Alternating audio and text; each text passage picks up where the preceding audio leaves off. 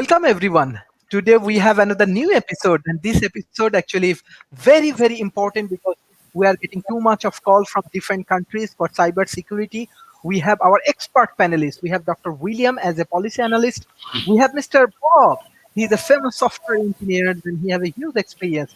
He joined with me in 50th of our episodes, and many of our academician scholars, they are very interested to know more about cybersecurity. We have James Reed. We have Professor Donald. He's also another expert for cybersecurity. Mr. Rob, always he come up with a different idea on technology. He's a tech strategist. So we want to start from Mr. Rob. Like, how do you want to analyze this point, especially cybersecurities, and many of the organizations are concerned about the cybersecurity. Well, sure. All right. I'm just waking up, but good morning. Cybersecurity. We are in the midst of what is probably one of the largest cybersecurity threat events that we've had since we've been working on technology, at least advanced technology. We have nation states actively involved in trying to penetrate each other and developing and distributing malware. To do that, some of that malware gets out of hand, like it did on the attack on Israel a few years back. And of course, most recently, we had the Southwind hack, where it appears the Russian government went in and hacked a security provider, and that security provider compromised a good deal of the U.S. government infrastructure. So it showcases we have a significant problem here in the United States. The Obama administration had actually put together a pretty decent plan to address this. In talking to the companies that were involved with that, it appears that the Trump administration had I think the exact quote was, had no appetite for it. So a lot of those efforts were collapsed, which has left the country pretty vulnerable to cyber threat. And when the U.S. is vulnerable, a good chunk of the world is vulnerable as well, because a lot of the technology originates here. So it's a serious problem. And from the moment when I first started doing security back at IBM to when I ran a security unit at Giga, the same thing remains. The biggest threat or the biggest exposure are the employees who can easily be compromised and tricked into giving up their password IDs and other people using those passwords and IDs to do damage. So as the years have gone by, as we've advanced technology, one thing has remained the same, and that's that we remain our own worst enemy when it comes to cybersecurity. Thank you. We have our another analyst, Mr. Bob. Sir, can you please introduce the issues about the cybersecurity? And I think you are also interested to discuss some point about crypto, about blockchain technology. Even you can discuss. No, the mention of blockchain was a joke, because the idea of zero trust is problematic. But I think part of the problem is we use the word security as if you can put a wall around it, and it's really a matter of trust relationships. And I often point out there are people you trust with your life, but not your money. So there's not an audit set.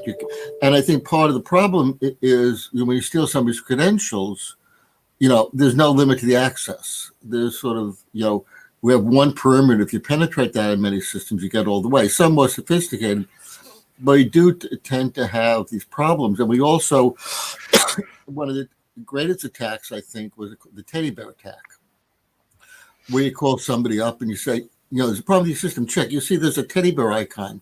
Delete that. That's malicious. And you wind up deleting the Java database. So the human vector is always there, even if you think your systems are really isolated. And again, it's not just, security and not secure. We do have this, perimeter model, firewalls, which create bubble babies. For those who don't know the term, is if you prevent people from growing an immune system, then the slightest attack will destroy it.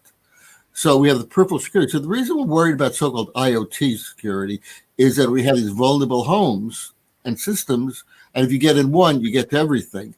And the problem is not that you need a heart in each device. You'll never do that. It's we're not building up tolerance and resilience.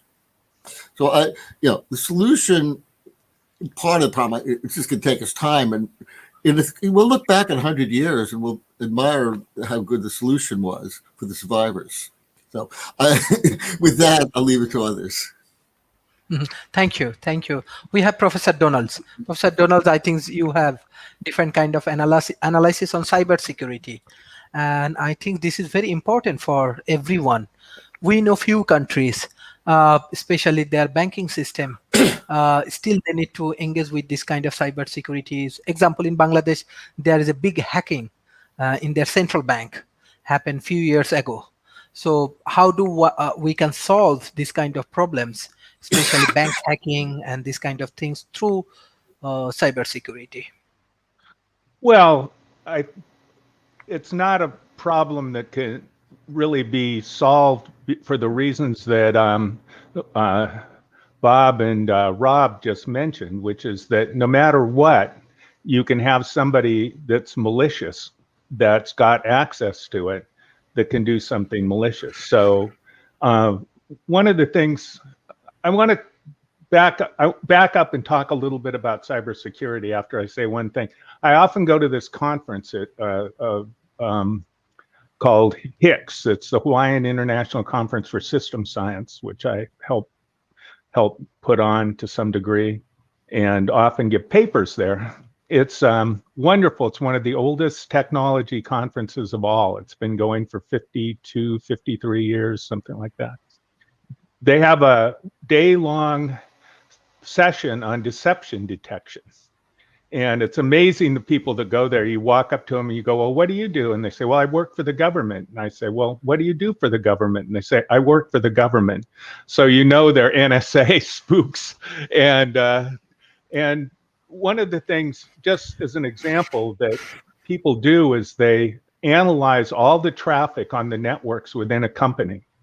And they're constantly monitoring the network traffic. And when there's any anomaly whatsoever, they grab the person and they drag them in and they start interviewing them to figure out what it is. Now, it may be that there's spies that are trying to hurt something, but it may be that they broke up with their girlfriend that day and they're just, just blowing it because they're, so there's no real way that they've found to be able to accurately track what's happening with an individual within a company. So as Bob and Rob both pointed out, ultimately the weak link is people. And as they both pointed out, if somebody has access and they've got malicious intent.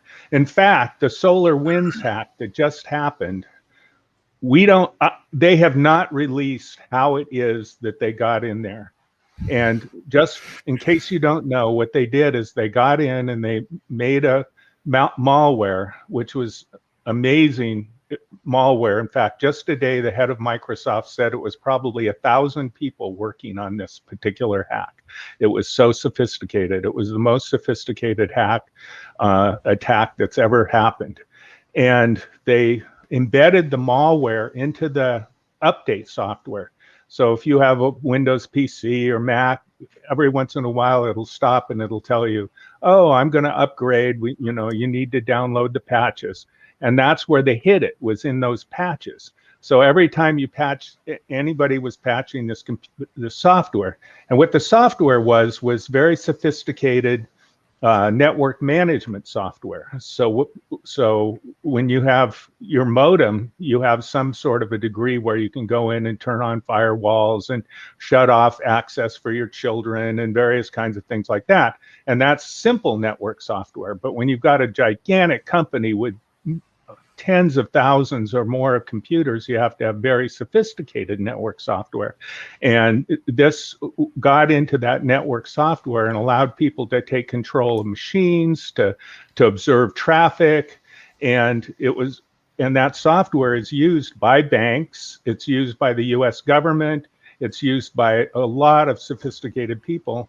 And the head of Microsoft today just said it's going to take a long time for them to be able to even figure out how many systems were penetrated and which ones were penetrated. There's an organization called, let's see, I wrote this down, EMOTET. So I'd pronounce that a motet. And what they are, they've been broken up now, but they were a sophisticated system of hackers that managed to get into lots and lots of systems, and they would sell access. So they would sell it to another hacker who then could put malware in to do whatever particular thing that they do. And that's, I can talk about it more, but I want to say just, I love to hear from everybody else. But what I want to say is that when we're talking about cybersecurity, we should probably spend some time and not necessarily assume that everybody knows what we're talking about. And I want to just say from the highest level that you can divide cybersecurity into several categories. And what the problem is somebody is doing something to your computer system or your network or your technology. In fact, a main way that people have been cracking these days is IoT devices that don't have security. And that's where I want to back up. IoT means Internet of Things. And the type of devices are exactly what I'm using right now, which is a camera we're all using right now, which is the camera that's looking at me.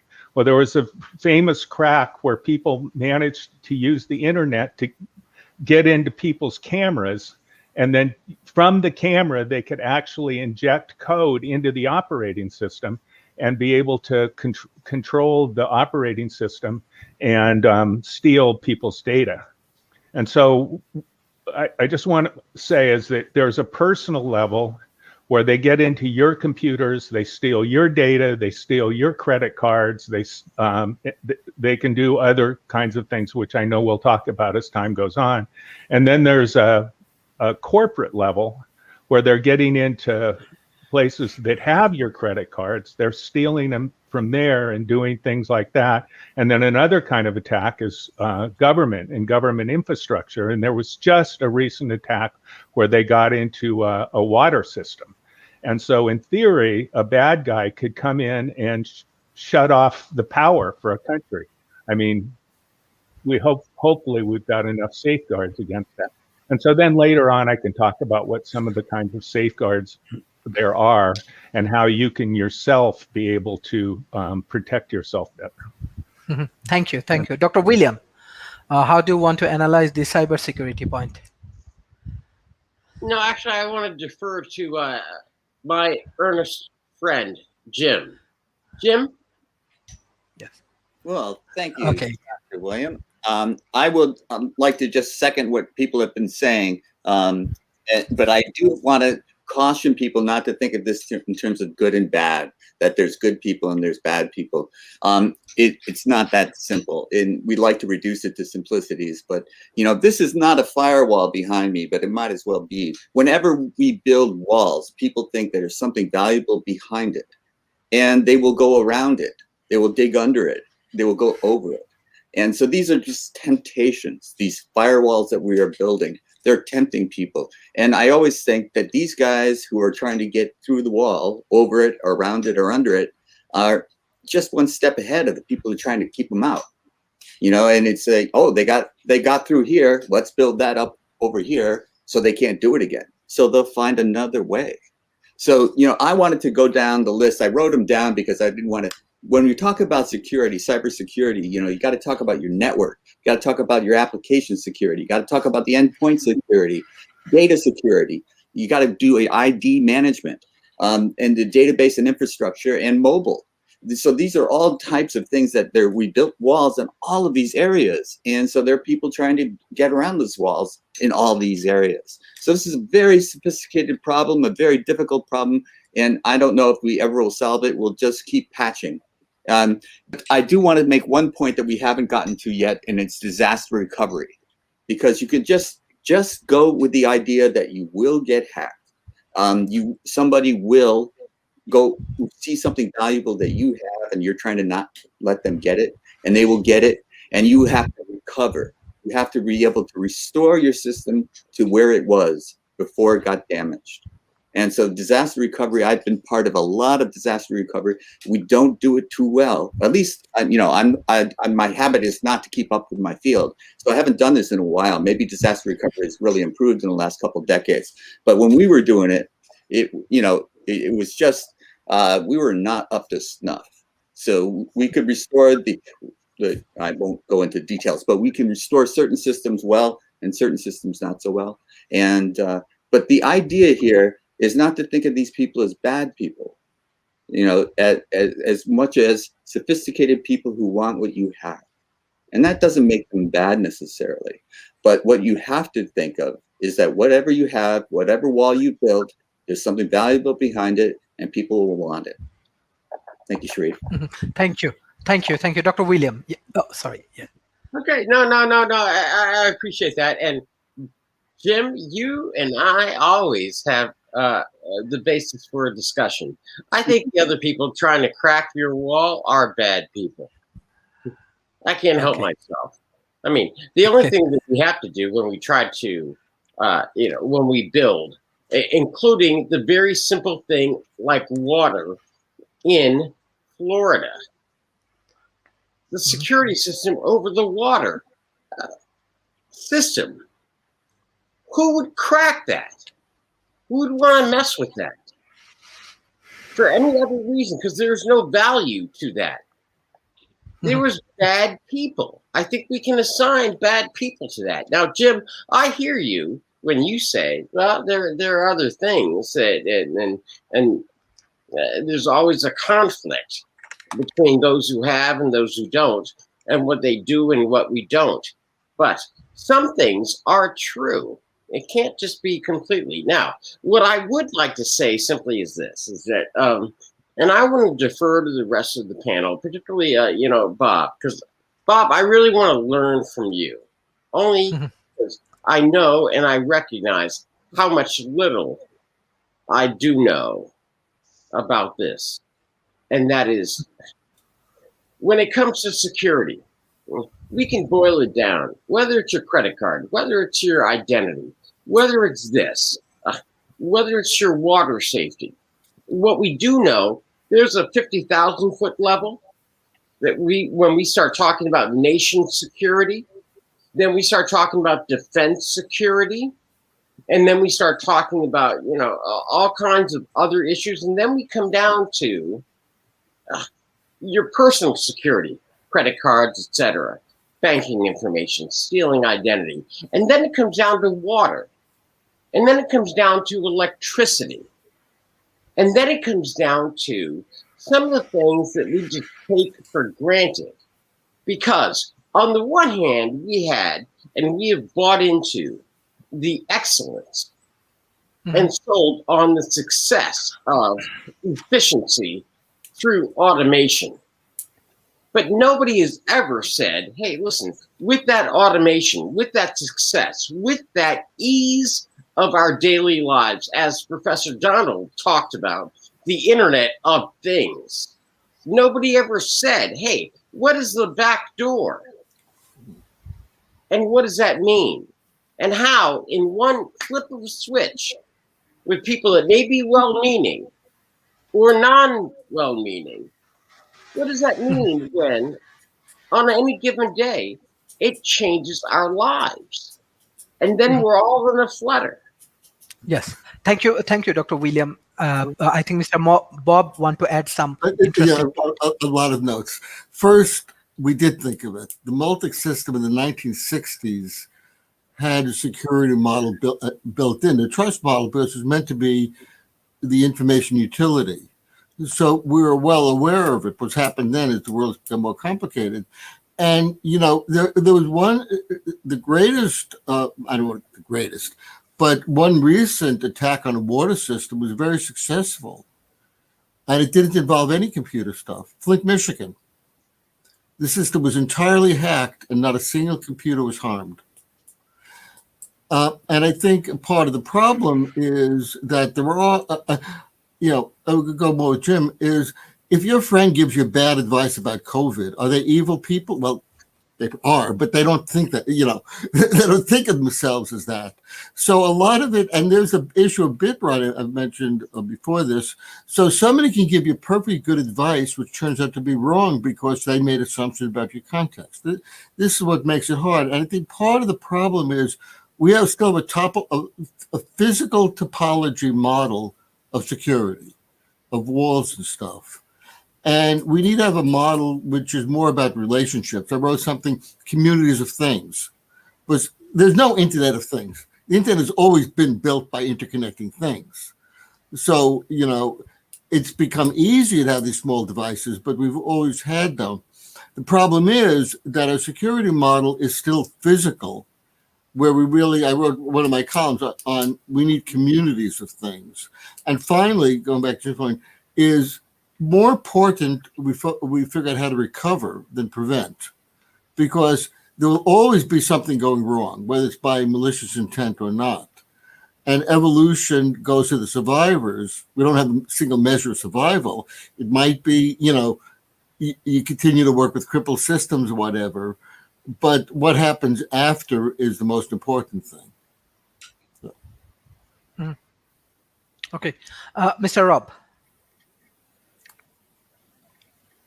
Okay, let me unmute myself. Yes. Actually, I have specific questions. Thank you. I would love a specific question. Yes, specific questions, because as we are trying to engage with different countries in Asia Pacific, that's why I think if we come up with some specific question, it will be helpful. My question is, how effective is our cybersecurity strategy at addressing business risk? So, there are many business. So when you say our cybersecurity, who is the our in the example question? Definitely example, the big corporation, those who are offering cybersecurity systems. So, yeah. Well, so it's like anything else, is you pick your poison. If we look at where cybersecurity should probably start, which is in government, governments traditionally haven't taken this as seriously as they should, which is why we've got the problem we do. And like in a lot of areas, we tend to weaponize things before we think about defenses for them. It's kind of sad, but if you think about nuclear power, we probably should have been thinking how to mitigate that before we started putting up missiles, but that's not the way we think. So that same thing was with cyber threat. Organizations like the CIA started aggressively using it as a weapon, yet the organizations that needed to spin up to defend against it were not part of that process. And then we have had instances, at least here in the U.S., where the defense against cyber threat was to create interconnections between companies. Using nuclear power plants as the idea, they came up with thought, well, we need to interconnect these guys so that we know what's happening. But the defense the nuclear industry had was the fact these systems were not connected, and they were very difficult to get into. Once you started interconnecting them, all you had to do was compromise one, and you could compromise the entire grid. So it's the big issue we've got is, at least with regard to governments, the people that are making the policy don't understand the technology, and so that they're making extremely foolish decisions based on that lack of foundation, and that's probably what creates the risk. And going back historically, remember how Microsoft came to market? They thought security was really somebody else's job originally, and Microsoft became widespread. Unlike IBM, who took security seriously pretty much from day one. Microsoft had a different mindset, and their mindset was focused on ease of use. We have to make this stuff easy, or they won't adopt it. They weren't wrong, but the problem was then they created a security industry that was separate from Microsoft, the Symantec's of the world, who were developing tools. And the way they sold those tools was by showcasing the exposures in Microsoft's products, the exploits in Microsoft products, the potential exploits. And so the end result is you had the security industry that was disparaging Microsoft's products, and Microsoft was saying, well, it's your job to do the security, and that was untenable. So in the early 2000s, Microsoft finally recognized that their brand was at risk, and they went into the security business, bought a security company, and that's actually helped the baseline security of most people that are on current Microsoft platforms. But then we had the problem is to stay current, you have to patch, and you have to patch aggressively. People don't like to patch aggressively because it breaks things. So you got this constant conflict between people that want to make stuff easy and people that want to make it secure. And that means that, and then government, who has no clue, that leads to the kinds of breaches we've had. And frankly, I'm kind of surprised we haven't had more issues like we just had in a county of Florida, where somebody got into the system and started turning the water toxic. And I expect there will be a time when we get up one morning and we'll hear that an entire town, a city, or a county has serious health issues because somebody's mucked with the water system, or they don't have power, part of the grid's down, or some other serious problem like that, because these systems are not secure enough. They're being increasingly interconnected, and the end result is they're being increasingly exposed. So net, we're not well prepared for the kinds of threats we've got out there at all. And unless we change our mindset, we're looking at a world of hurt going forward. Thank you. Professor Donald,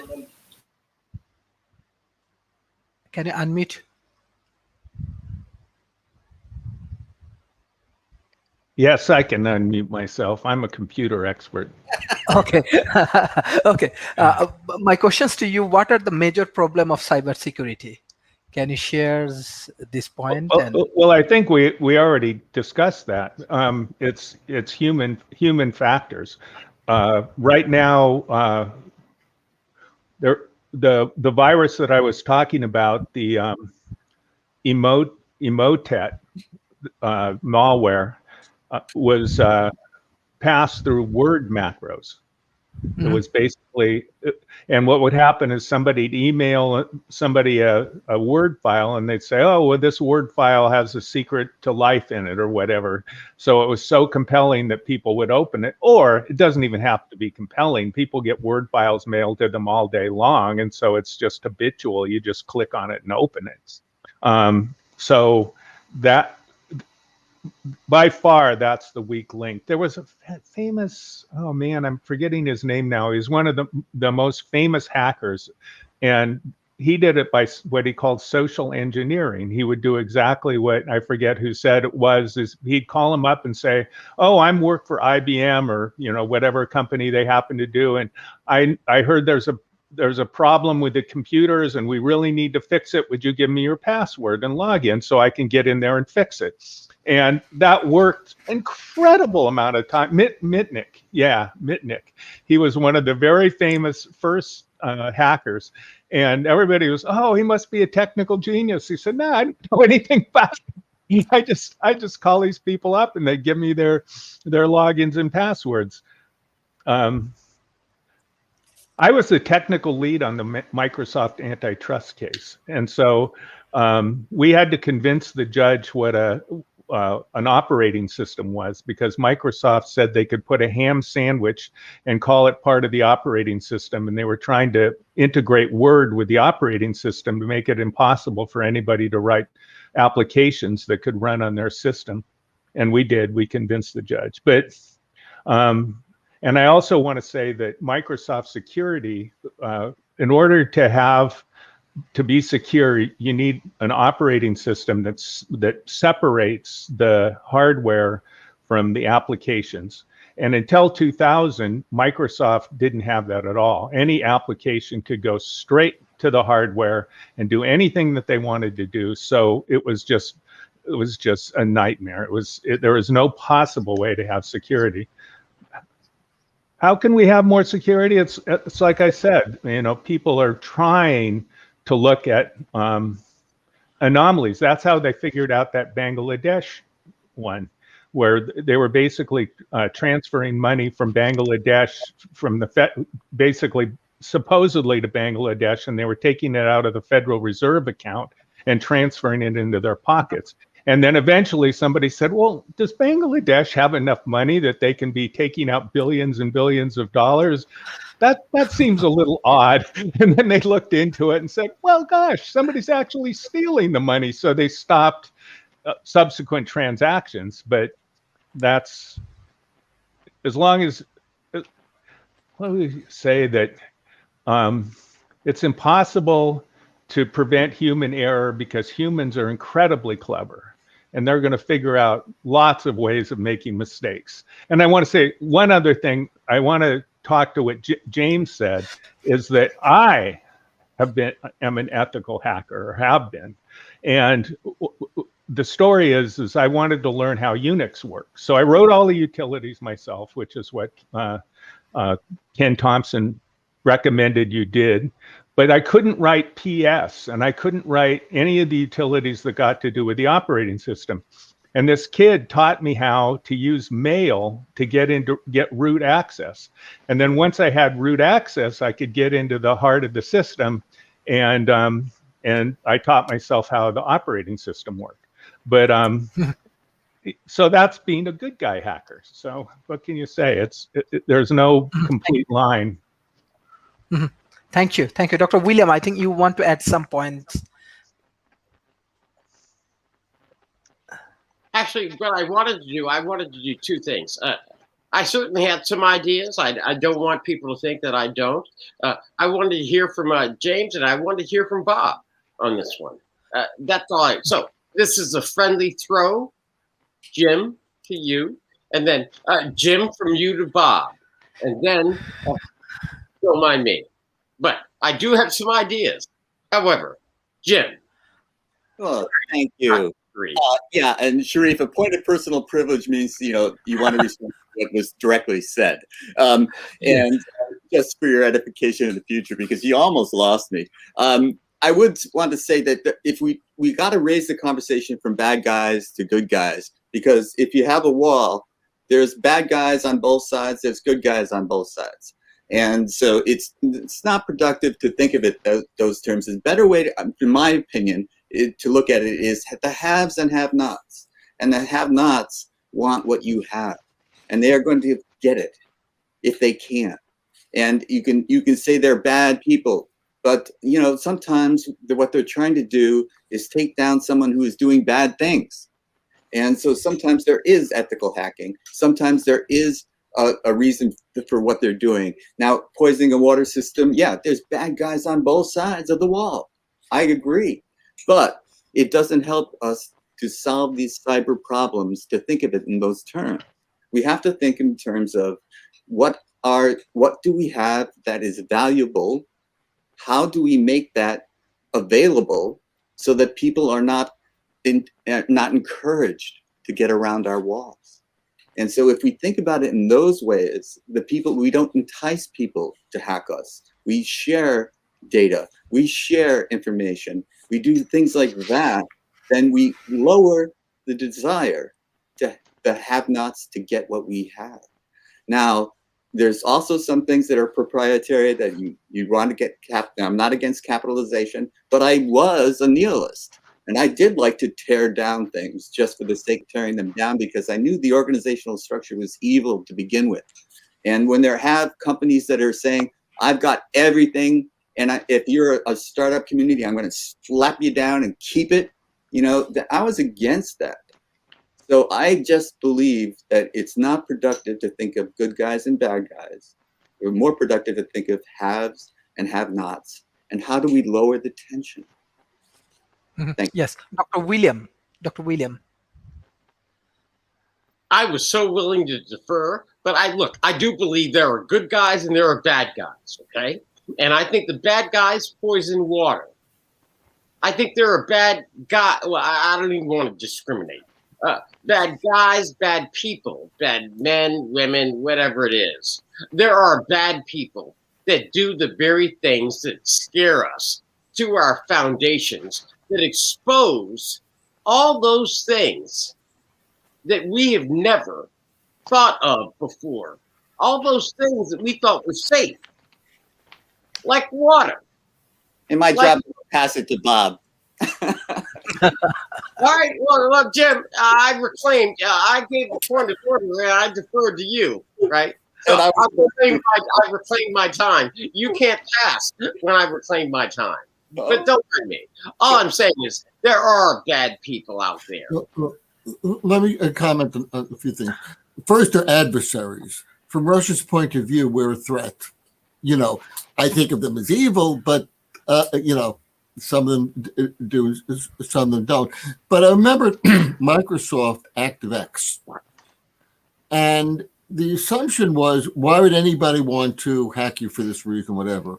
Well, it turns out they will. Whether it's in front of it, whether it's for malicious, you have to constantly be aware. But this is where I despair of a simple solution, because bad information seems to have been as big a threat as any other hack. So, and that's not the computer per se. So we have to look at this in a larger context of an interconnected world. And the Bangladesh one is interesting because somebody pointed out that the human factors attack around the world, that this was done by social engineering to get, as far as I know, to get into the bank. So, and that's where the Mitnick thing comes in. So the question is, we should really be, after you've been hacked, what do you do? Thank you. We have our friends, Mr. Alex. Totally, you look new today. So yes. So how are you today? Can you share your views about cybersecurity? And you look good. Yeah, thank you. Yeah, I did just wake up again. I apologize. I was not going to join this show because I'm not an expert in cybersecurity, but I will give my opinion and whatever advice that I feel necessary. I look new. I'm in a different environment. So I have horrible internet where I live at home in the mountains in Scotts Valley, and I'm actually house sitting my friend's house, ex-U.S. military, ex-Marines, for the next week. So I just I have this whole house to myself, and it has good internet. So here I am indoors. It's nicer, much nicer than sitting in my car. So I wrote some notes about this topic, some stuff that I'd like to bring forward, incorporate into this conversation. So I apologize that I did not or I was not here for the opening statements. But I would like to just break it down into some three main categories that I analyzed or just thought of. So when we're thinking about hacking, we got to think of like who's hacking who and why and all of that. So if we break it down into categories, there's personal hacking, and that's where your personal computer is getting hacked for a wide range of reasons, your cell phone and just personal information, maybe credit card theft and all of that. So there's personal people, hackers hacking the information of average citizens and personal people for most of the time for monetary gain. And then there's the companies that are getting hacked, maybe for patents, different types of information, maybe also for monetary gain. So then that's another category. And then there's the military that has a lot of military secrets and different types of weapons and technologies that other countries want, because it's not like they're not like Tesla or Elon Musk, where they have all their information open source for everyone around the world.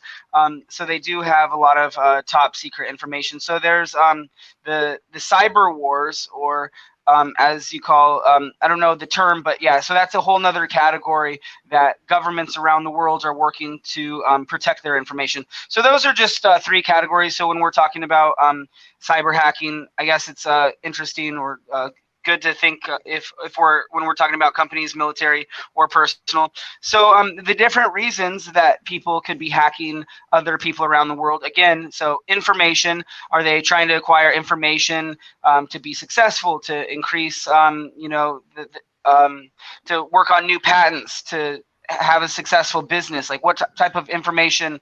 I don't know, maybe there's blackmail. And then there's the category of monetary funds. Like, are they trying to hack you for credit card information, to set up a new credit card in your name and all of that? So then that's another category of money. And then there's the category of damage, where people just hack other people just to cause damage and just to cause problems, which is just completely unnecessary and has no place in our society. Just waste people's time. Just computer viruses that just like break your computers for no reason. I don't understand it. So I think a lot of these things, or some of these main categories, would be solved. Like the personal category, people getting hacked and companies getting hacked, would be solved by what we always talk about in these shows, universal basic income. I think people hack other people around the world most of the time is for information, so they can make more money, or so they can make more money. So if everyone had more money, Alex, you cannot legitimately say right now that we will pay people not to be bad. that If I was in Nigeria and I was poor and all I had is a computer, I would be hacking people trying to make money. no. Like if they had universal income, they'd be able to eat. That's what I'm saying. Hang on. UBI is simply, hey, can we all get along? Can they eat? Not, do I pay them not to be criminals? I mean, Alex. Oh, right. Alex, I admire you. You know that. Okay, But, thank you. UBI for paying them not to destroy my life is a bit much, even for you, Alex. So you're looking at it from a different perspective. Hackers, there's probably a hacker a block that way, 5 blocks that way. They're everywhere. They're systemic throughout our society. Universal basic income would also be systemic. It helps the overall economy of an area. And like Anonymous, for instance, that are hacking, they usually do things for good. But yeah, there's hackers around the world that I just think they're not just doing it all the time because they're bored and they're trying to cause damage or get information. I think a lot of time they're doing it for monetary gain and for credit card information, and so they can make money. They're doing it as a job, as a form of income. And people on the show can correct me if I'm wrong. Are a lot of hackers not doing involving themselves in hacking for monetary gain as a form of like a career path? So that's where I think universal basic income would help. I mean, Rob. No, I'll step in. So Yes. first, we actually know quite a bit about the hackers over the years and what funds them. We just had a conference on that just a couple weeks back. Originally, the hackers, as we thought about them in the 90s and early 2000s, were mostly college kids that had skills, no concept of repercussions, and a lot of free time. Then we moved to criminal organizations and governments, and the threat right now is mostly criminal organizations and governments. And universal basic income is not going to have much impact on that. We're talking big money. And clearly the biggest threats are government now. We've got government organizations, 1,000, 2,000 people strong, developing malware that pretty much overwhelms much of what our industry can defend against. It's just too focused. So the idea that we've got a bunch of people that are untrained, uneducated, and they've taken up the role of hacking and breaking in. Now, don't get me wrong, Alex is right that there is a connection between crime and income, but the skill level of the current hacker, somebody that's not phishing, phishing's a different kind of problem. But somebody that's not phishing is reasonably high, and so you can't, if you don't have income, you're not going to have the skills just that the threat vector. At least I've never seen a threat vector that connected hacking at scale to low income, other than just the obvious connection between crime and low income. And let's say the top threats right now are well funded.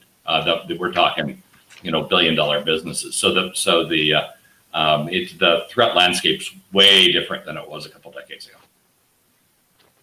Mhm. Thank you. I want to bring some point according to like Forbes, because the writer actually come up the idea that why 2021 will be the year of adapting cybersecurity. And they have some sort of predictions and analysis. 96% of enterprise executives say that they are adjusting their cybersecurity strategy. 71% plan to incorporate cybersecurity. 55% are seeing their cybersecurity budget increase in year 2021 over 2020. So do recognize that so when you get one of those surveys, that they're typically done by a cybersecurity company, but that's correct. Right now, cybersecurity remains a top problem. Mostly and consistently, cybersecurity is ranked in typically top 3 over the last few years in terms of problems. The issue, though, is the nature of funding, staffing. The level of threat is so much higher, and I think James or Bob discussed the fact that we've moved from perimeter security to zero trust. The perimeter security stuff fundamentally didn't work. The routers were hackable, and some of the exploit stories are incredible. I mean, I worked with a big pharma company, and the exploit went on for the attack went on for an entire year before it was caught, and it was only caught when they executed. And what they did is, and they got into the system, they got everybody's information and their reporting structure, and then they sent out emails to all the employees telling them that, right, ostensibly from their boss, saying that the company had been purchased, they needed to provide their financial information in order for them to continue to get paychecks. And then another emails went to the managers, and within, I think, 2 hours, management became aware of the problem. By then, the hacking organization, which was a large company in Russia, had already exited and with that information and exposed all the employees to identity theft. But it's big business now. So the realization is we're fighting the equivalent of companies and governments, and that really changes the overall scale and threat vector and exposure. Because when these things get out of control, they can do a tremendous amount of damage. Mm-hmm. We have our new guest, Mr. Matt. No. I appreciate Matt. I'm sorry, but Alex, I just want you to understand, at least from my point of view, young man, I dig you, and here we have a debate of ideas, but I get it.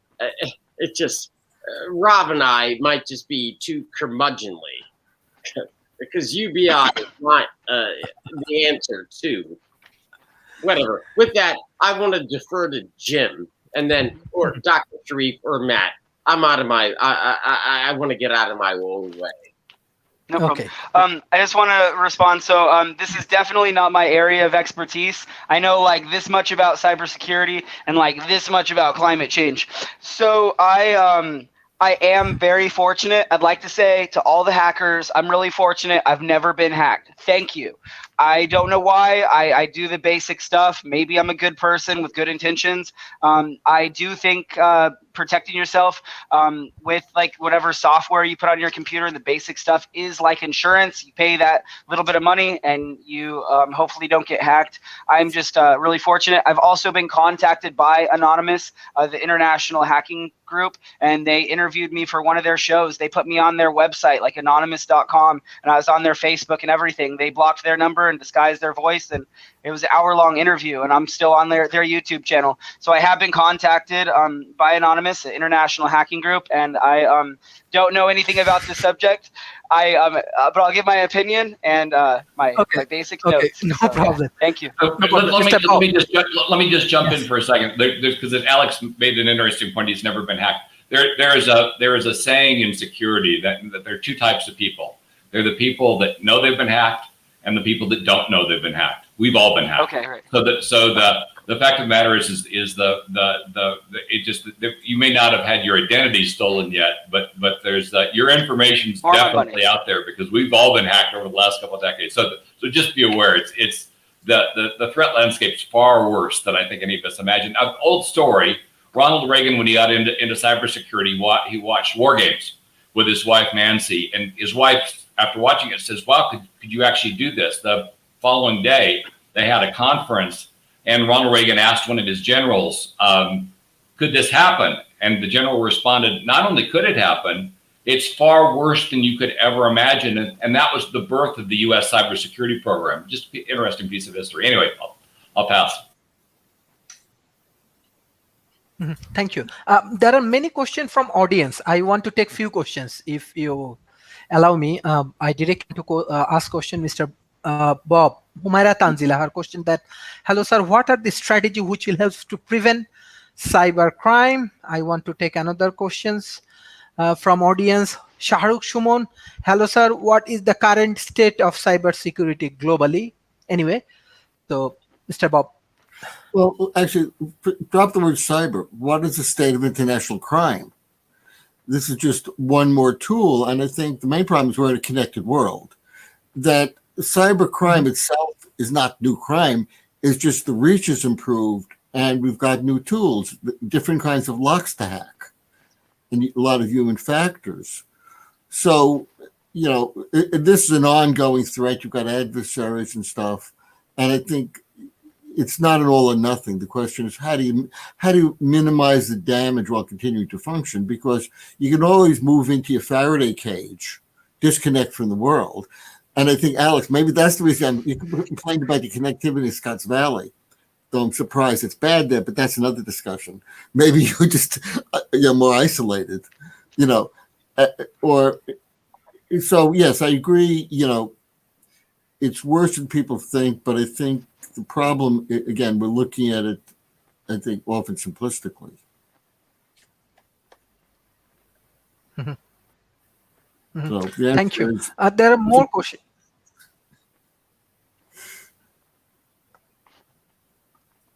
Okay. There are more questions from audience. I think I want to ask is Professor Donald, what are the hot trending topic for research in cyber security field from Hosni Ara Firdaus?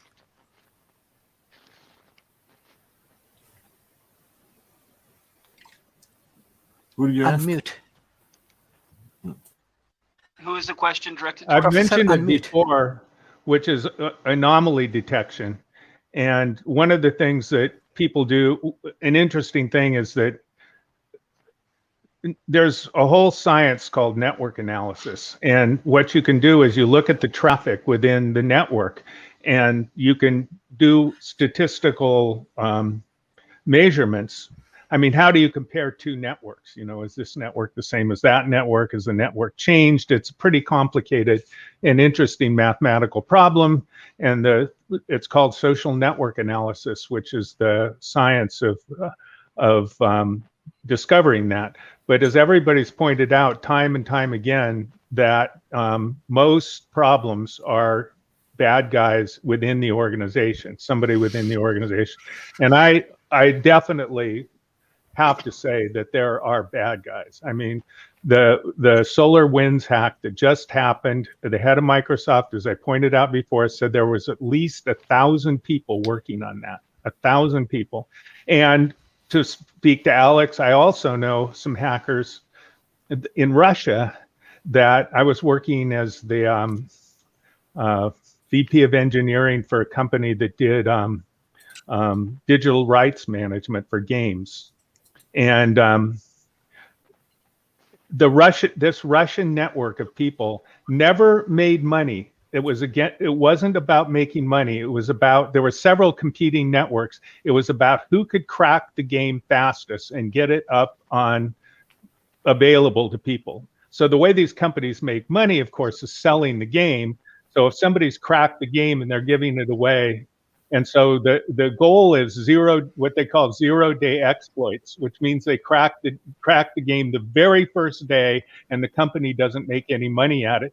And they were so good at cracking it that the companies never thought in terms of it being uncrackable. What they thought of is how long it would take for them to crack it, because that was the window that they'd actually be able to make money. And I got to know these guys, and they could use an assembler to patch Word and fix a bug in it. I mean, they were so good. I just absolutely, and they had master's degrees from great universities in Russia and stuff. They weren't just kids fooling around. They were very, very sophisticated, and so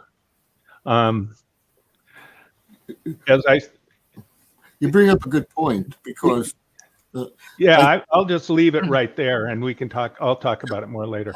I think the solution to music piracy turned out to be iTunes. So you have to think about the motivation for a lot of the people stealing it was a strict cost benefit. If it's cheaper to buy, you buy. But there's some of it is pure ego. Like, why did some students at MIT in the 70s tapped the CIA phones? Because the wires were there. Who could resist? So there are a lot of motivations, but I think the other thing I wanted to key in on was the word network. That we tend to think of computer networks in the 19th century sense as physical wires like railroad tracks. The road system is not a physical thing. It's a selection of all the paths we can use. So what the internet does is shift the definition of networking as a service, as a fixed physical thing, to more of a social model. Networking is what emerges out of cooperation, and it's not purely a computer network. So this is where air gapping doesn't work as long as we have air. So you can hear what other people say. So I know I keep pointing out why it's so hard to solve, but I think part of it is where we're defining the problem too narrowly and limiting, still going for walls.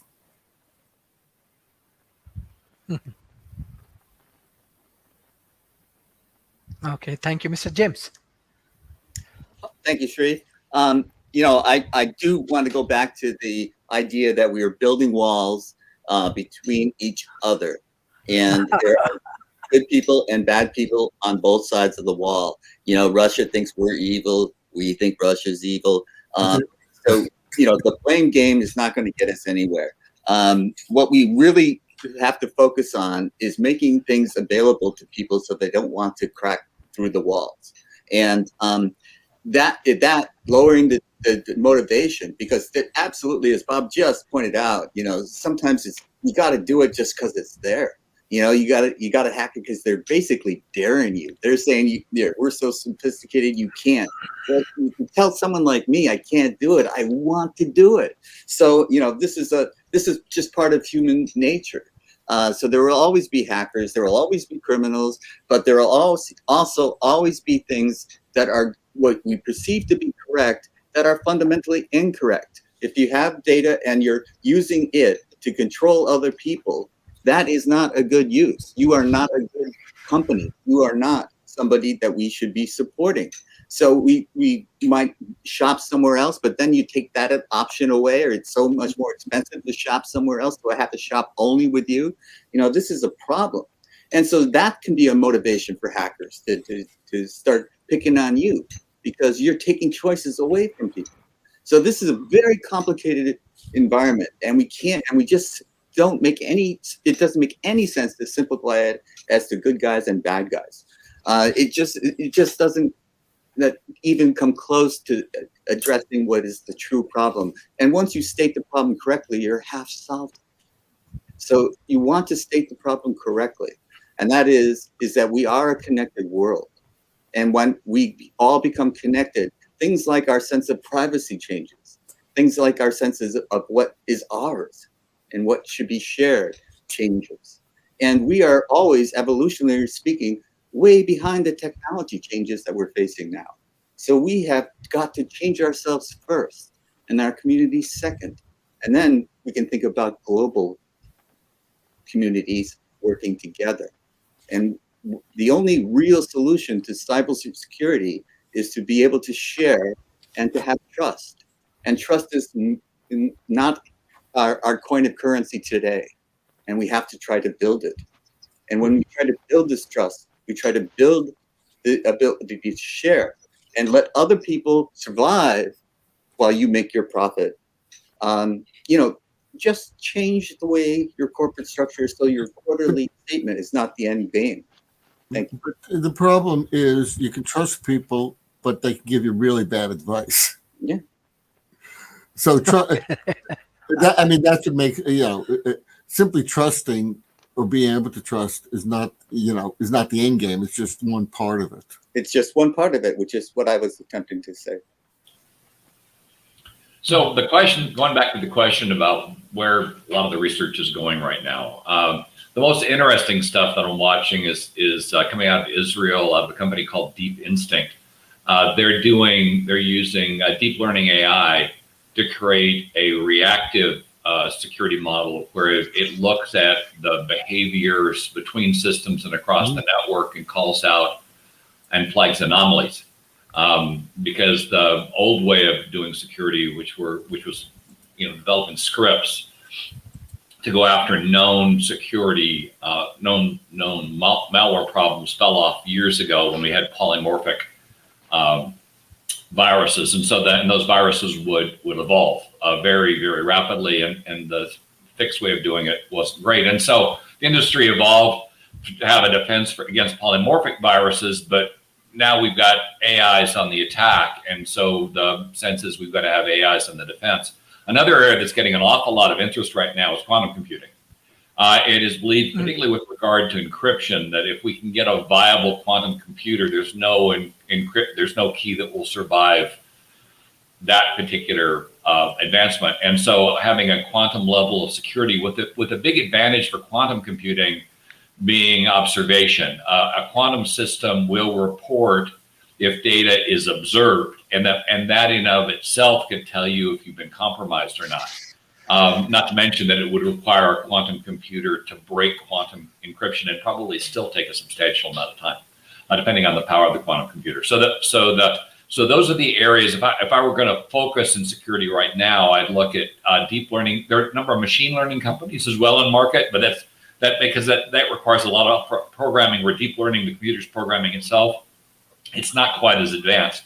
But either one will probably land you well in industry, even if you don't end up in security, because both of those things are still advancing. And then, of course, quantum computing, which requires a completely different development mindset to work, and it's massively parallel, and the underlying logic is beyond me most of the time. But it's those folks that will be able to speak quantum once quantum becomes viable. And China, of course, is reporting that theirs is nearly viable right now. And those of us in the U.S. are a little skeptical, as always is the case. But we are close. So in the end, those two areas would probably be the most beneficial if you were going to focus. Thank you, Mr. Rob. There are more questions from audience. Actually, I want to take, because example, ours all of our content actually we will distribute to the academic sectors. So definitely they have questions, and by this way they can learn. Taharina, her questions that why teamwork is required in cybersecurity consultancy. Muhammad Ashraf, his question is that what are the key recent gap in cybersecurity measuring using framework? Professor Donalds. You might want to ask one question at a time, because those two questions are very different. Definitely, I can. Well, teamwork's required because just for the same reason it's required in all cases.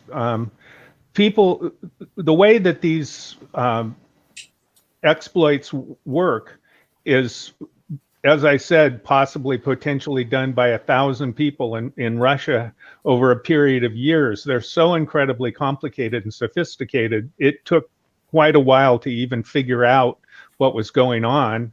And as I said earlier in the show, the head of Microsoft just yesterday said that it was going to take quite a while to even discover all the systems that have been exploited by this. They're so sophisticated. So just the old saying, two heads are better than one. And a team of people is going to have different skill sets. You know, somebody who's interested in the psychology of it, somebody who's really sophisticated. These that were exploiting multiple operating systems. So understanding how Linux works is different than understanding how Windows works. They're at a very sophisticated level. So that's the simple answer to that question.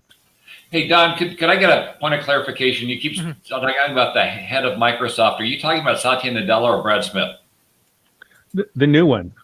But I think you're probably talking about Brad Smith. He's the president. He's the one that's outspoken on security. But Satya Nadella is the head of Microsoft. Okay. The problem with it, we have title. Yeah. Like, used to be president of the company was the guy that ran it.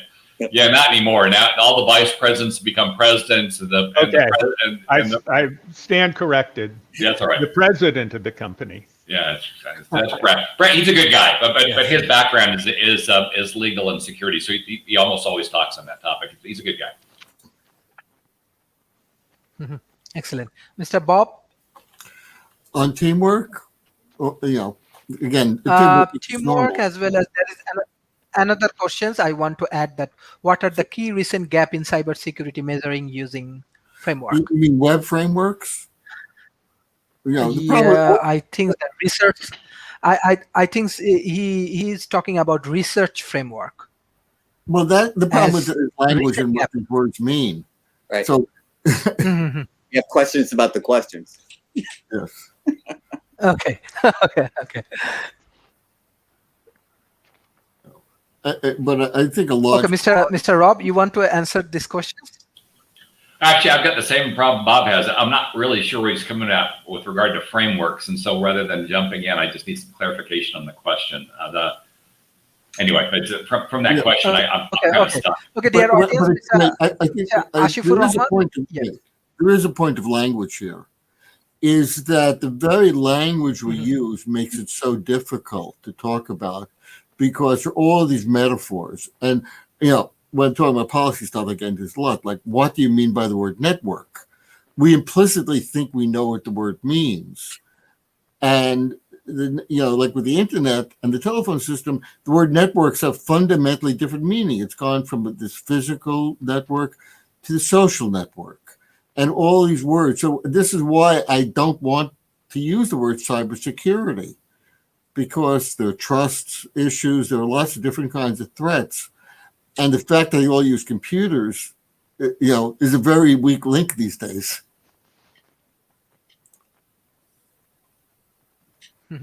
Okay. Okay. Dr. William, you want to add some point for teamwork? Mr. Well, no, James? actually, what I can suggest is simply teamwork is what we've already seen on this program. We have Alex, we have Rob, we have Professor Rana, we have James, we have Bob, we have you, Dr. Sharif. And sometimes in a team, it all comes together, different pieces. So I may not know much about how teamwork works when you're putting together code, and that I will readily admit to the entire world. But I do know what it looks like, and I see it when I see it. And this is teamwork of ideas. That's what I have, Dr. Sharif. Well, Thank you. Mr. I'll James. jump in.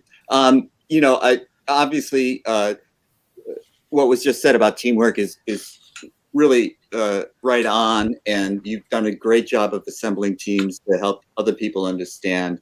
And what we're trying to do is raise everyone's consciousness about these various issues. And Bob is absolutely right that language gets in the way. It's so ambiguous. Sometimes we can't communicate the way we think we're communicating. All of these things are true.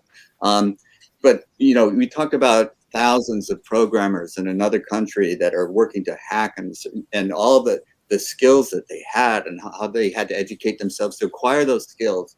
And these are all true. And then we introduced the topic of quantum computing. I mean, the ball game is going to change again. So the main thing that I want to emphasize is that you have to have disaster recovery. You have to assume that things are going to be stolen, and you have to be able to rebuild it and get up and running as best you can. Because this is not a trusted society that we live in, globally speaking, in our country, in our communities.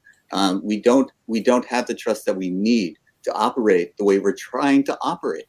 And so this idea of teamwork, when we introduce quantum computing,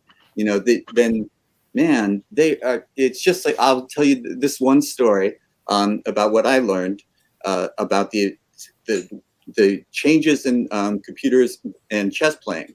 I was very interested in this when we were talking about heuristics, and I spent a lot of time on this. But it was just a number crunching that changed the ball game. I played a match against a Bell Labs program, which was the best in the world at the time, running on a Spheric Cray computer, which was the best, which is what NASA used. So it had the fastest speed at the time, the best program at the time, and I won the match. 5 years later, I could go to a bookstore or a software store and just take something off the shelf that I couldn't beat. And 5 years after that, Deep Blue was beating the world chess champion. So these things are changing so fast now.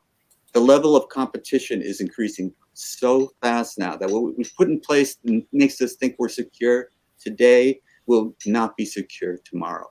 So the ideas that we're talking about now, you just can't be secure in your thinking that is today's thinking. You have to be thinking ahead. And these things, absolutely, quantum computers, they're going to be trying to hack and they're going to be trying to defend. And the key level here is the observation, as both Donald and Rob talked about, is that once you can observe, once you know what's going on, once you can identify that you're in the process of being hacked, then you can take corrective action. And this is it just you want someone to ring the bell. You want Paul Revere out there telling you that, the British are coming, because they will be. But just let me throw in one more question for the people. The social aspect. Like, the consequences of cyber hacking to the hacker seem very mild, if any, especially in the international framework when they're in another country. And to what extent has that permissiveness been a factor, especially when you add in script kiddies who just do it for it? Because we've sort of, I forgot the term. In any case, we made it too easy to hack in many ways. Yeah. There's no accountability, and we've seen that in just the recent Senate trial. We're not. That's a whole other issue. Yes, but the whole idea is there must be accountability if you're going to try to keep people from doing bad things. And it's not a complete solution. It's just a slight mitigation. Just one of it, and one of the aspects that we need to focus on. Thank you. Dr. William, I think you want to add some point. Well, I do, but I didn't know if it was appropriate at this point. I didn't know if we were going to conclude, because mine is just a concluding remark. I'd rather hear other things, and I know Alex raised his hand. But I will defer to Alex if I can reserve my concluding comment. Alex, will you please? I will. Is he a lawyer? I'm just wondering. James, are you? Yeah. I think we're all set. Alex. And James is a comedian today. All right. Yeah. Thank you. So just some information that I wanted to incorporate into this conversation. As the United States, Obama once listed all of the threats, all of the national threats, and I don't have that information right here, but I do remember looking it over, and I was just like, what? Like, climate change was like 21, or like it was like, I'm pretty sure it's like 21, but it's like really far on like the national threats that Obama or the Obama administration listed. And I do remember cybersecurity was like one of the #1 threats. I don't know where those go, or if that's like reviewed every year or every 4 years by new presidential administrations and all that. And I think that was mentioned in this conversation. So that'd be interesting to see. Personally, I'd be interested to see where climate change is on that list with cybersecurity, because we have had threats with the voter machines and the hacking with that, because those can change the direction and the who takes office, when we're talking about politics. So that's another threat that we have to stay vigilant of in the future. And I do want to thank James for mentioning what he was just talking about. Yeah, this is a threat, and we do have to stay vigilant. And even though I'm not impacted, and maybe other people watching this program haven't been, it is like insurance, to make sure that you have all the protections in place to make sure that you're not hacked. I made this quick list of some of the things that could potentially be hacked, or and then I wanted to possibly ask a question, or I'm just concerned about this. So of course, we've had our computers hacked, we've had data hacks, we've had the cloud storage hacked, where a lot of celebrities were impacted and affected. There was the situations where the TV cameras have been hacked. Of course, there's the voter machines. There's the water and electricity that we've mentioned, home security systems. All of these things that are connected to the internet have been hacked in different ways. They're all susceptible. Those are some things that I just listed. Of course, there's a much longer list than those, but I don't know if I have the ability to ask a question, or if Rob would like to answer, but all of our cars are turning digital, and they're all going to be connected to the internet. So I'm concerned. I mean, there's already global car theft, and I'm hoping we don't get to the point to where hackers are just taking your car and it just starts up and drives out of your driveway, or it causes problems. So unfortunately, hackers, as we continue to connect everything that we have to the internet, it's going to put more of us in danger, especially when we talk about space exploration, or the International Space Station, and just all of these other things that are connected. So I'm concerned about those things. And then Rob started going into a question or something that I was thinking of before I even before he answered it. I already had it written down, and I was just curious if we're headed to the direction where some sort of artificial intelligence type virus has the potential to be incorporated into the network and has the capability to spread and cause widespread damage and disturbances, or if we're already at that point and it's already a potential, or if that's just a sci-fi, fictional concept. So I'm just wondering if that's going to be a problem.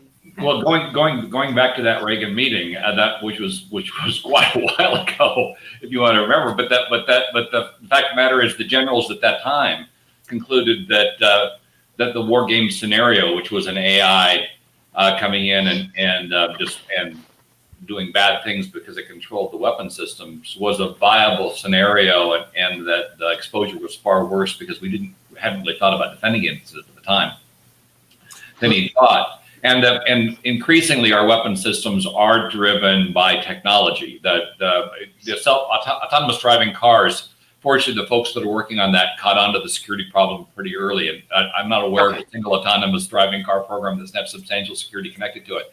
And by the way, and the way they're designing the cars right now is they're using Android for the entertainment side and QNX, which is the operating system used in nuclear power plants by BlackBerry, for the operation side. So a much more secure platform for the operation side.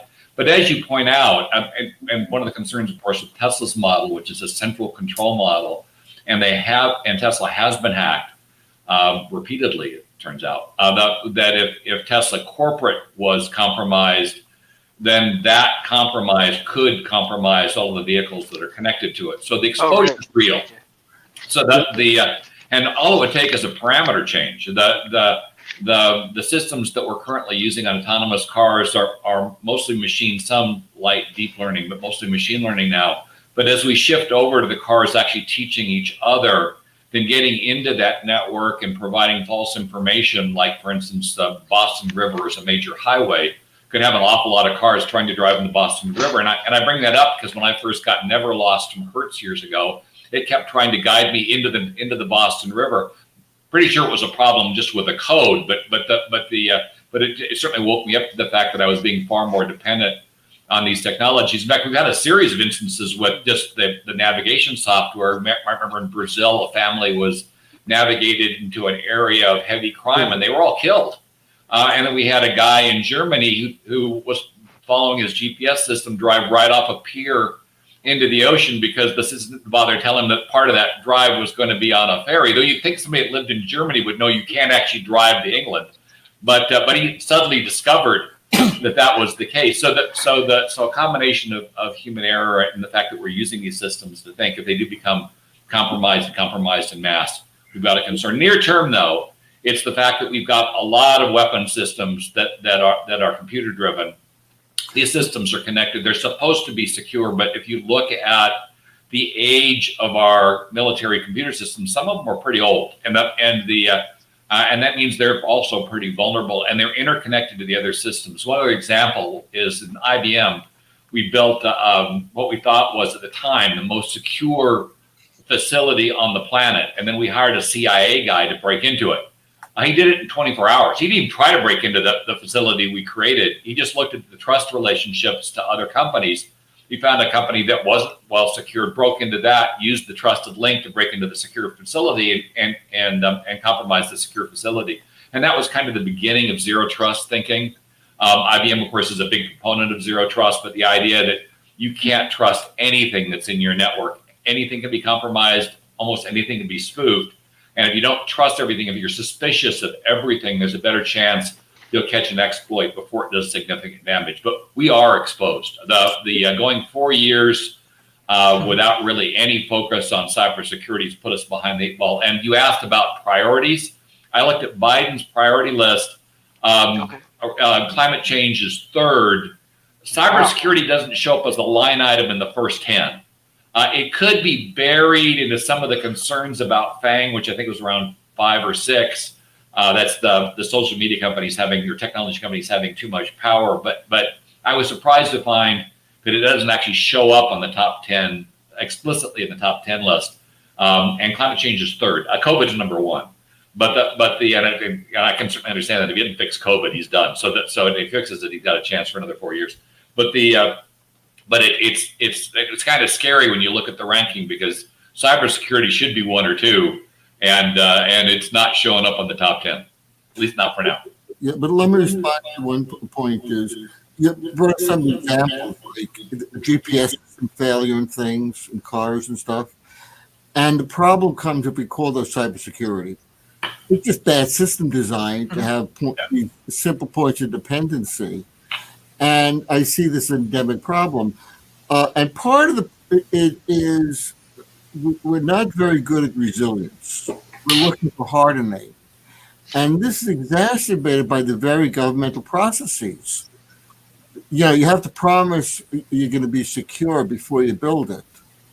And, you know, so nothing changes. You get stuck with systems, or you forget human factors. So you have a nuclear plant provably secure as long as you don't have humans trying to read those dials. Right. So I think we need really to.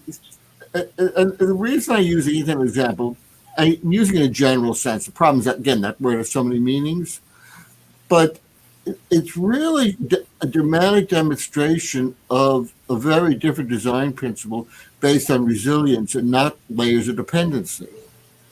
And we're still thinking sort of old school engineering, building hardening systems. And, you know, my activity at IEEE, I see this all the time. So we really don't have a sense of how do you design resilient systems? How do you come to terms with a new world in which everything is defined by software? You don't run a wire, you have a software connection. And you have to think very differently about the design. And we're still, again, using the old language, the old design principles. So maybe the worst threat in cybersecurity is cyber naivete, that we're still in the old paradigm. We're still looking at epicycles.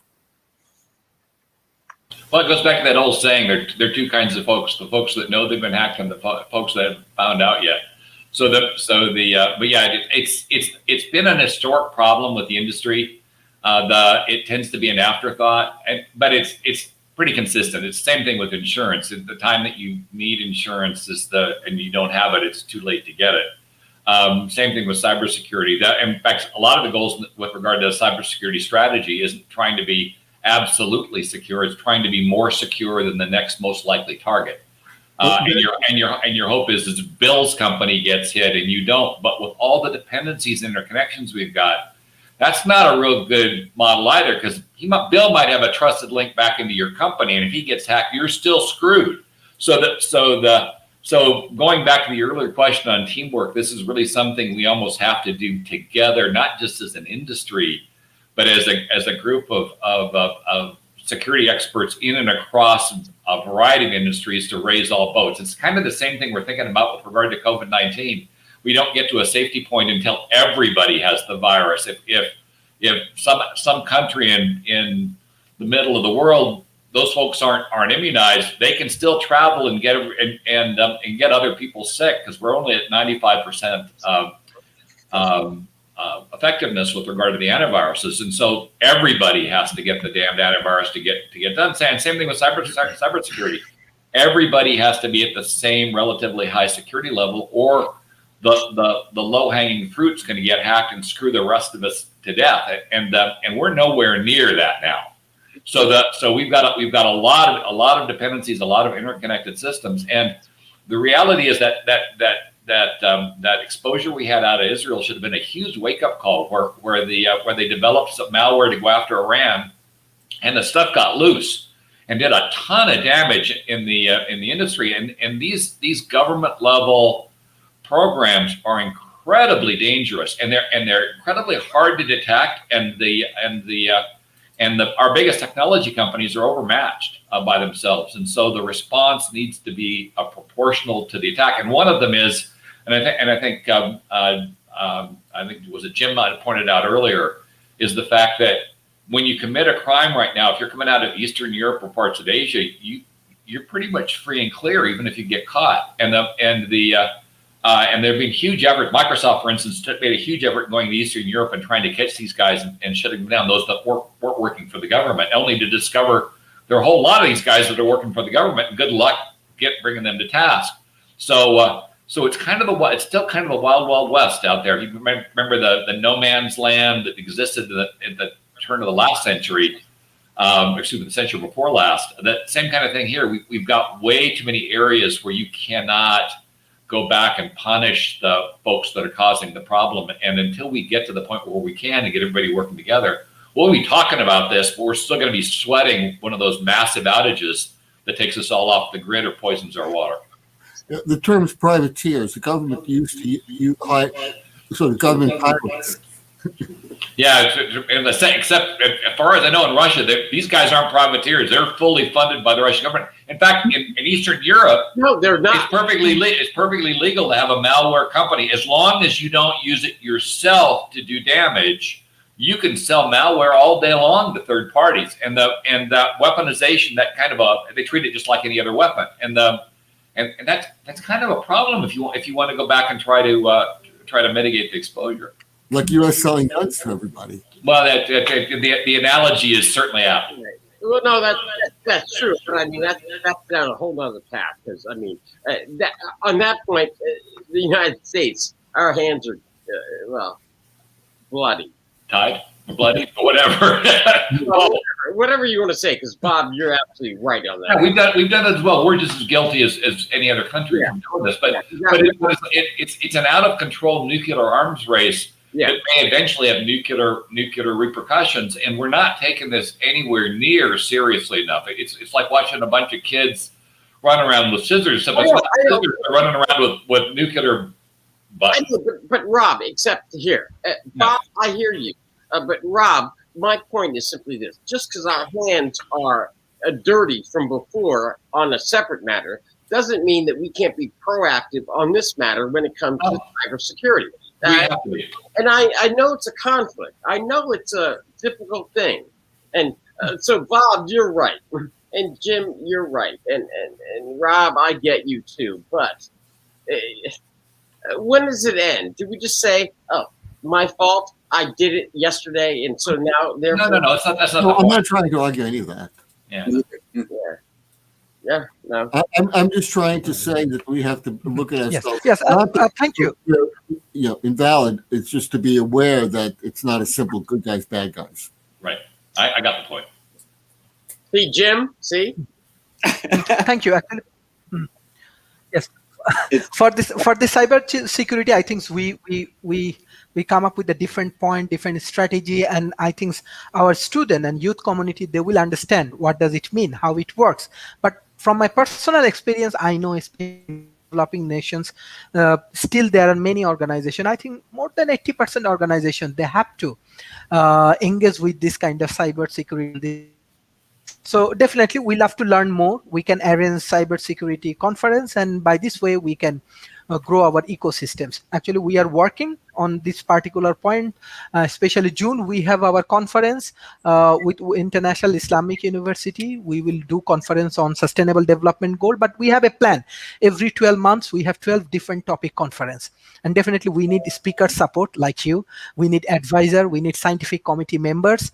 And beside that, we need many, many volunteers for supporting our initiative, because it's actually too much. We have to finish a specific periods. So thank you everyone for joining today's sessions, and I directly want to go for the concluding remarks. I want to start from Professor Donalds, then Dr. William, then Mr. James, then Mr. Rob, then Mr. Bob, and finally Mr. Alex.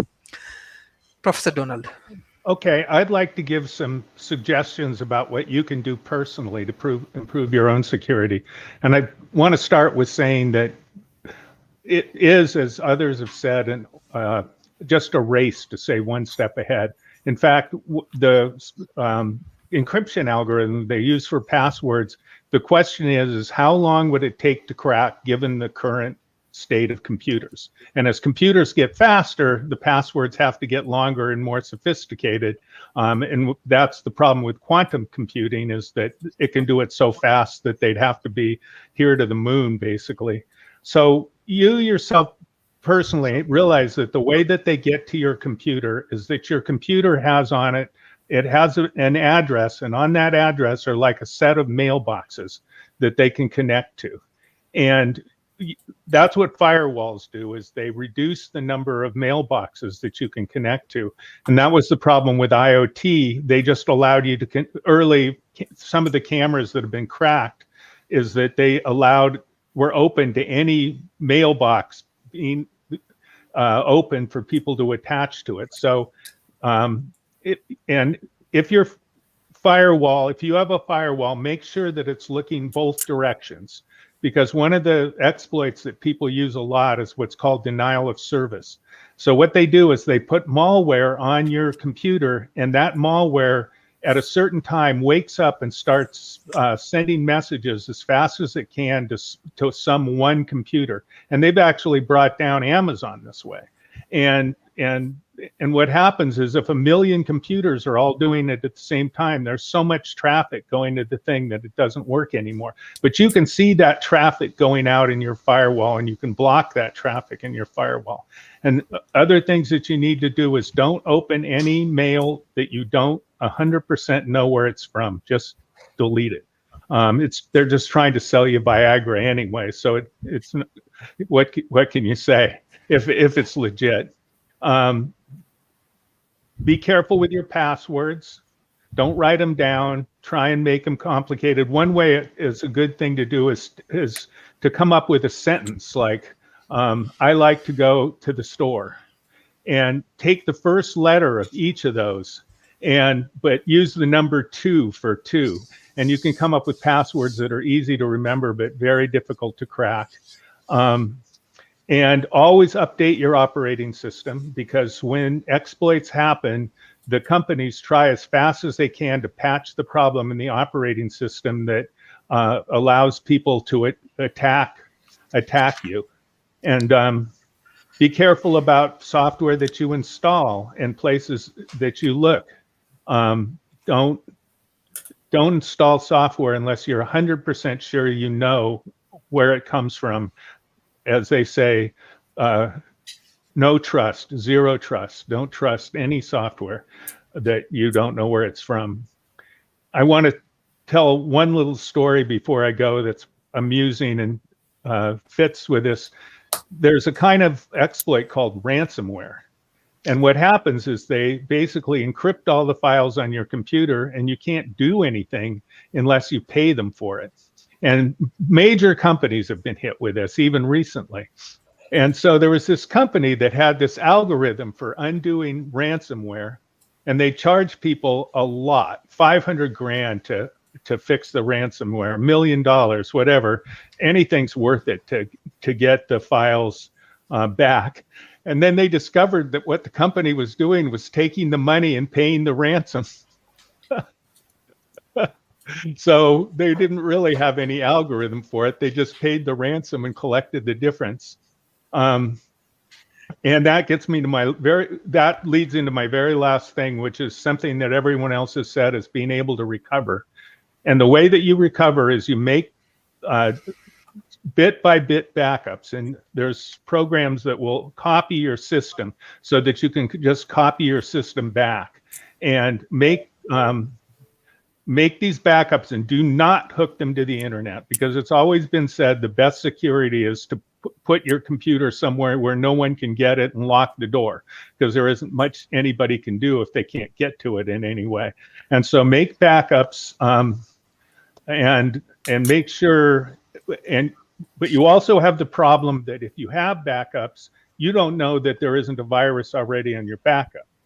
And one of the things that I monitor closely is there's an organization called CERT, which Computer Emergency Response Team. Just Google it and get on their mailing list, because they keep you abreast of cracks. There's another one called Hacker News. Just Google it and you can find it.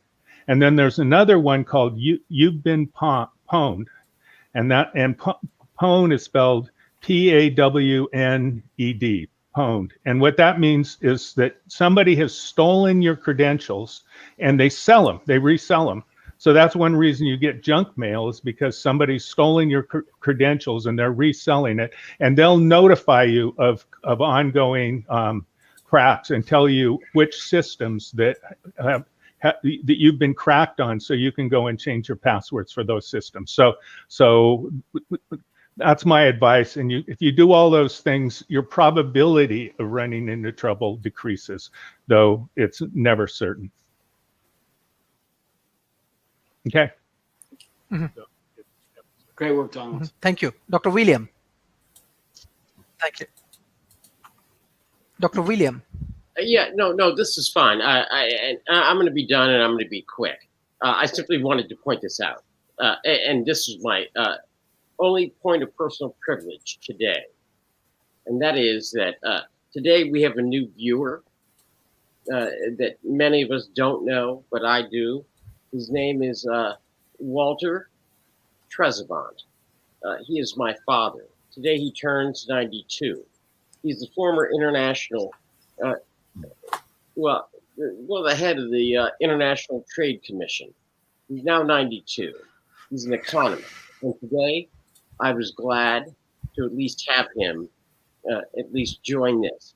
I may not know how much longer I have him, but I'm glad to see and know that today he saw his son on television. Thank you. That's all I had there. So I just want to say happy birthday, Walter. Thank you. Thank you. Thank you, Dr. William. Happy birthday, Walter. I've got to go now. Happy birthday, Walter. Thank you. Thank you. Thank you. Mr. Bob. Mr. Bob. Yeah. Oh, am I? No, I'm okay. I mean, I was listening to Donald's thing, and I see firewalls contributing to the problem because for a number of reasons. One, there's the bubble baby problem. They create sort of a perimeter, and everything inside is soft to the slightest attack. But things like the distributed denial of service are far deeper than not just your IoT device is almost the least of the problems, and this is where solutions like Cloudflare and things come in. How do you scale past them? How do you take flows in the network? And if we simply focus on like firewalls preventing them, we're not going to address more sophisticated attacks. And as I said, firewalls increase vulnerability, but they have another effect, which is increase the complexity. That we're still operating the old world of hardening systems and everything, more and more firewall rules. And when I try to implement something, I have all these firewalls in the past second guessing me. So that we have a conflict between the stark simplicity of an interconnected world. It's not connected to the internet. It's connected to each other. I think we've got to stop thinking of the internet as just another phone network. It's the interconnected of everything. When you build a car, all the systems in the car have to be connected by software, but only a fool would use mechanical linkages now. And the idea that, at home you run wires to control the lights, that's so 19th century. So we have a conflict between these fundamental new design principles, new concepts, and our simplistic model of security as a wall. And there's also, I use the word zero trust pejoratively at the beginning, but the word has a couple of meanings. Of course, don't trust anybody, but you have to trust people. So you have to sort of have resilience. But the problem with zero trust is, the idea that we can get things done by not trusting. Well, you have to have some trust somewhere in the system. And these people think if you put on the Bitcoin, it's automatically magic. That's naive. For example, when you have smart contracts, you can lie to the contract at one end and there's no recourse. So the other big threat is magical thinking throughout the system. And it's the quantum. I'm still trying to understand quantum better. Again, there's magical thinking quantum that infinite speed will solve everything. Well, we have a quantum computer. It's called the universe. And we're still coming to terms with understanding it. So there's an area where I try to keep up with it, but I have more than a little skepticism. There are simple things like some of the quantum encryption where you send things and you intercept them that cause damage are interesting. But there's going to be some middle ground where we find what the uses are, but it's not the ultimate magic. So, no magic. So, Thank you. Thank you, Mr. James. Thank you, Sharif, for again assembling a wonderful team on a wonderful topic. And the idea of a world without magic is just depressing. But I'm going to try to rally and make my concluding remarks. And basically, the one thing is you have to be prepared. You have to open your eyes. Don't live in denial. This goes for computer viruses and for the pandemic we're all living through now. You just don't get anywhere by denying the problem exists. So you have to accept the fact that these things are true and in part of our reality right now. And if you don't, you're just another brick in the wall. So we do build walls between us. And what we really need to do is tear them down. We want to be connected, but we don't want to pay the price of being connected. So this is a conundrum, but we do have to err on the side of connectivity. We must be connected. And we do have to use no trust now. That's for now. We have to have no trust. But we can't live like that.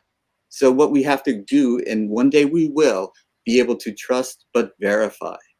And this is a better way to live. It's a better way to be. This is a better way to be in a connected global community, because you do have to have trust eventually, but you have to verify that everything is trustworthy. So when we put those systems in place that we can verify that you are indeed trustworthy, we will be able to have international commerce the way we want to. We will be able to message internationally without worrying that our proprietary information is being stolen. We will be able to log on and not be thinking that we're letting in someone uninvited. These are the things that we will eventually get to. It's not today. Not today. We're just getting started. And the people that are exploiting the system are advanced further than the people defending. So, but that's just today. The defenders will come and they will get better, and we will learn, and we will be able to survive as a community with trust once again. Thank you, Sharif. Yes, thank you. I want to do a little bit of change. Mr. Alex, I request you for the concluding remarks, and then finally I go to Mr. Roth for the concluding remarks for the whole sessions. Mr. Alex. Okay, thank you. I would like to thank Donald for all of those tips and suggestions. That was really helpful. I like how he incorporated that into this discussion. It was just, it was helpful. There's also, he mentioned don't click on any emails, and we also get those through Facebook Messenger a lot, where it says, is this you in the video?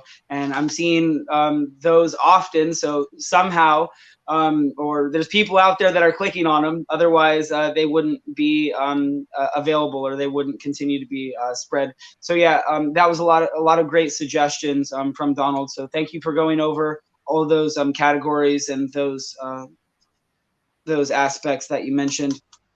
So since we do have an audience, we're never sure how many people are watching or who's watching, but I guess I'll take this opportunity to reach out to the hackers and just say, like, if you're going to hack, I mean, there's maybe good things you could hack and bad things that you could hack, but just try not to hack good people or people doing good things. And if you're going to hack anyone, maybe hack the fossil fuel industry, or just don't hack at all. Like maybe get a hobby, plant some trees, go pick up some trash, volunteer, or see what you can do to help make the world a better place. Because again, we're all living on this planet with finite resources. So we have so much time in the day, and if we all just work a little bit harder, we can collectively help make the world a better place and help transition towards a sustainable global society. It all completely interconnected.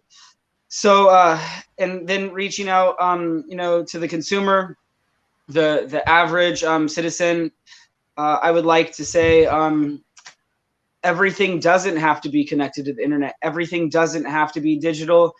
We don't have to continue to incorporate technology in every single aspect of our life. We don't have to get on our cell phone just to turn up turn up the lights or to turn on the heater. It's just going to create us to be, like dependent and lazy and lethargic. I mean, I do think that we don't need to have everything in our smartphone. And it's not just because we're going to get so dependent on technology. There's the environmental impact of technology. Every single microchip, every single, wire and cord and cable has a lot more environmental impact than us just getting up and turning on the light switch and basic stuff like that. So when you are incorporating technology into your life and trying to transition to a digital world, just keep in mind that you don't need every single thing digital, because there's still a lot of things that you don't need your blender. You can just get up and turn on your blender or your dryer or your heater and some of that basic stuff. But it's not even about the environmental impact, and not and trying to not become so lethargic and lazy that you do everything on your cell phone. But it puts us at more of a risk for an EMP attack, electronic magnetic pulse. Is that correct? So if everything's digital, we're going to be a lot more susceptible towards an attack, whether it's from a nuclear device detonated over a country, over a region, or if it's a coronal mass ejection from the sun, a sun flare, a solar flare. So if we continue to be super dependent or more dependent on electronics and technology, it's going to continue to put us more at risk. So I think it's just, again, it just comes down to balance. That everything doesn't need to be digital and technology. Although I do love technology, but I'm also an environmentalist, so I have a balance. And Thank you. There's no time. I say, Alex and I can have a very long conversation about whether we should ban DNA and other digital technologies. Yeah, maybe for the next conversation. Yes, definitely. Thank you. I directly want to go to Mr. Rob. Before that, I just want to add, tomorrow we have a very important session on supply chain. This is very important right now, even in COVID-19 period. Those who joining today, I want to invite them tomorrow as well. And audience, I request you, if you have any kind of questions, you can share. Then I request, please share our content as much as possible, because we are trying to adding more valuable thing. Today, actually, we are finishing 214th episode. So I'm sure from 1 to 214, all of the episode is very important for academic sectors and the corporate, especially for the developing nations. Mr. Rob, what the important remarks you want to add for today? Well, I thought I'd close by correcting a few things and answering a few of the questions that the folks watching the program have put in. So, for instance, what are the strategies which help prevent cybercrime? The strongest ones for cybercrime would be some type of more aggressive international law enforcement, so the people that are committing these crimes can be held accountable to them. Right now, it's the rewards from cybercrime are high, the penalties are relatively low, and that promotes the activity. And then, of course, between governments, we need to have treaties in line with our nuclear proliferation treaties to prevent these kinds of activities. So that's the only way we're going to get ahead of this, is people have to be held accountable, whether they're individuals or governments. Let's see. Why are people not robbing banks to make money? Well, they are still. The robbing banks, though, because the banks have so many cameras up and they don't hold as much cash as they once did, are just not viable targets. You can go in and you can steal maybe $40,000, $50,000, $60,000, maybe $100,000, but that's hardly going to allow you to retire, and you'll be picked up on cameras, tracked, coming and going. Even your cell phone can be tracked. And so folks that rob banks are probably going to get caught.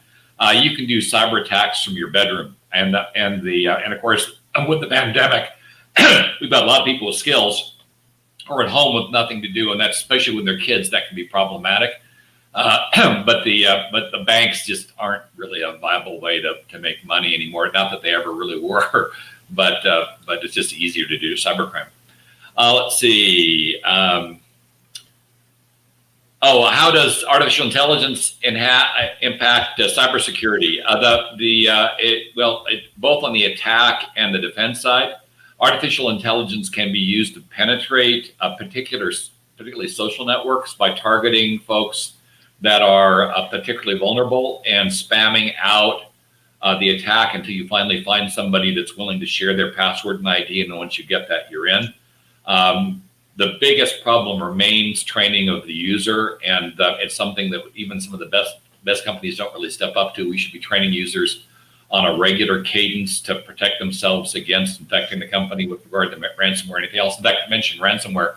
Most of the ways the companies are infected is the employee, some employee someplace clicks on a link and brings it into the network, and then suddenly everybody's down. So our people are still our worst nightmare. Don talked about DNS attacks. They've fallen off a bit again against folks taking over your machine for crypto mining. If your power bill has suddenly gone through the roof and your machine is really dragging, chances are somebody's using it as a crypto miner. That means all that Bitcoin stuff, a lot of folks are using other people's hardware to mine that because that's the cheapest way to do it. So just be aware that that's part of the problem. We've mentioned air gapping several times or walked around it. Air gapping is probably the only sure way to protect a computer from being hacked. But it's not that sure because it used to be we had all our machines were air gapped, and we called it sneaker net, where people would take software from one machine to another, and these machines do still need to be updated. Though there was a report of an AS400 machine that was sealed up in a wall and continued to work for decades until they found it. IBM was pretty happy about that. I'm sure the company not so much, but but air gapping has its advantages. The fact of the matter is right now everything has to be connected, so forget it. Let's see, a lot of session on quantum magic. Won't go back into that again. The one area of security that point out to is called SIEM, S-I-E-M, Security Information and Event Management. It was an interesting test because that class of security could show you every exposure you had in your company. And what we found was IT managers wouldn't deploy it because they didn't have the resources to fix anything. So all it did is point out that they were incompetent. And they discovered that they didn't want to have a shorter career path than they already had. And so SIEM largely fell off in favor of products that could actually fix the problems that the SIEM products were identifying. That is still a work in progress.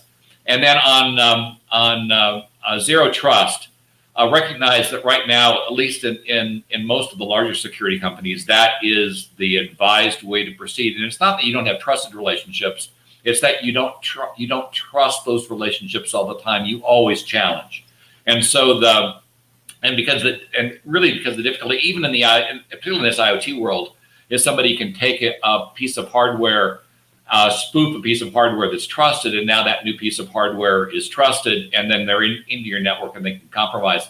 One of the most interesting exploits we ran into a while back, that's where somebody would set up a rogue router.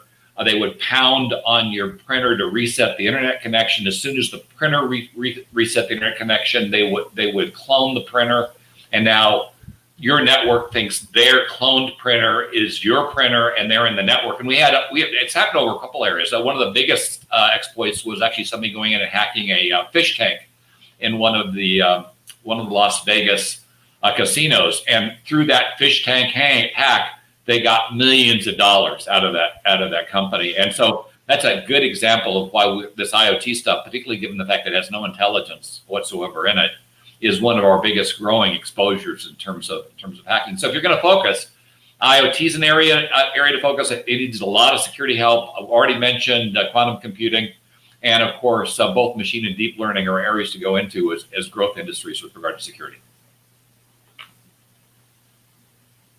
Mm-hmm. Thank you, sir. Thank you, everyone, for joining today's sessions. Thank you. It's really great sessions for the youth community. I think they can learn a lot from today's session. Thank you, everyone. Thank you, Sharif. Yes. Bye. Thank you, Take Sharif. care.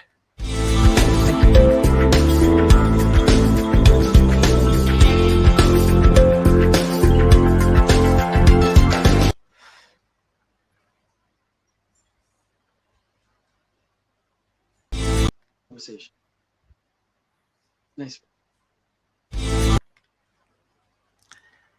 I'm still thinking about. Yes. Stop hacking it.